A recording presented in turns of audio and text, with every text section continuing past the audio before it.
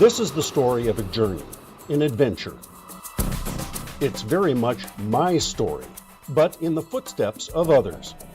Some are friends. Good to see you. Millions more are complete strangers. Different people with one thing in common. They quit their routine lives and left their home countries. Why? Our lifestyle is still much less expensive and completely different and better than it would have been in the United States. We call them expatriates. Good morning. How are you? Good. How are you? And I have to see if the expat thing could be for me. I call it my great escape.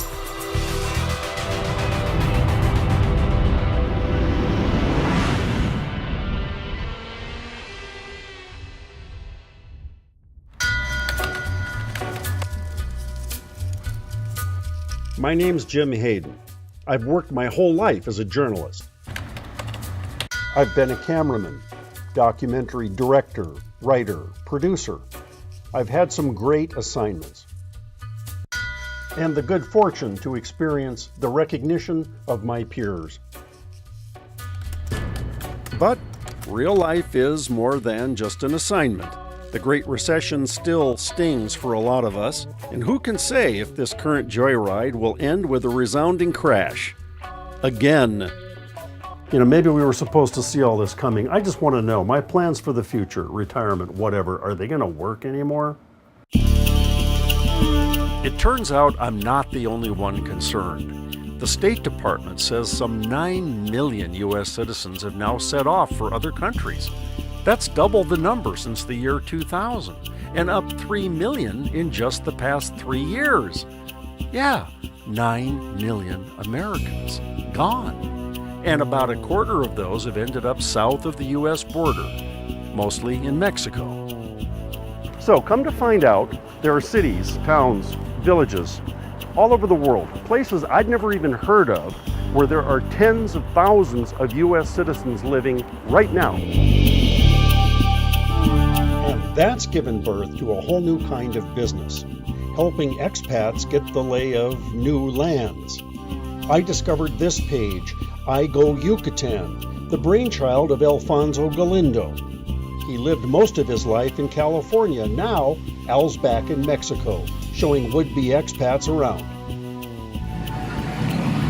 Al begins my initiation on arrival, well after midnight, here in central Merida. Population, about 1 million, and one of the safest cities in the world. There's activities to do every single night of the week here for free. They're centered mainly around central Merida. So that's why one reason a lot of expats live here. As my search gets underway, a discovery. Expats fit just about every imaginable description. Well, my name is Sean Hennessy, and this, as you can see, is Hennessy's Irish Pub. When Sean came to Merida, all the way from Dublin, he brought a taste of Europe with him. The Irish Pub in Europe is very much the place where everyone of every nationality gets together. And that's what we've achieved here in Merida. Sean is still mastering Spanish, but says expats can build successful businesses here without it. It's not absolutely necessary that you speak Spanish in the case of Merida. And some foreigners have opened the most successful businesses in foreign countries because they've had a fresh eye, a fresh idea. Across town, Alfonso introduces me to Adele Aguirre, Okay. a New York expat whose passion is running her art show place, Soho Galleries. Adele bought her first property in Mexico 8 years ago and now has several more.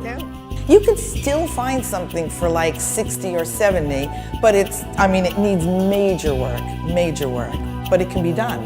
60 or 1,000, yeah. A spin through Merida's 400-year-old center proves Adele is right.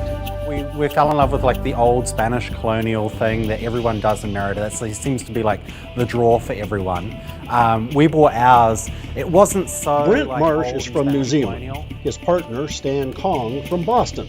Both have careers in architectural design. They landed this colonial-era fixer just a few years ago. These are old tiles from Marseille in France. And Check it out!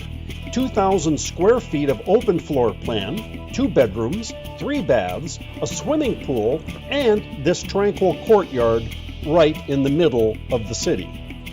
Are you ready? They paid $70,000 US for this. It's what expats are finding the world over. Lives that are more economically viable and more rewarding. It's what this television program is about, discovering the best places with everything from great food to excellent health care. It can be done, and on an income that's just Social Security. So, this is my search for a solid future. This is my great escape.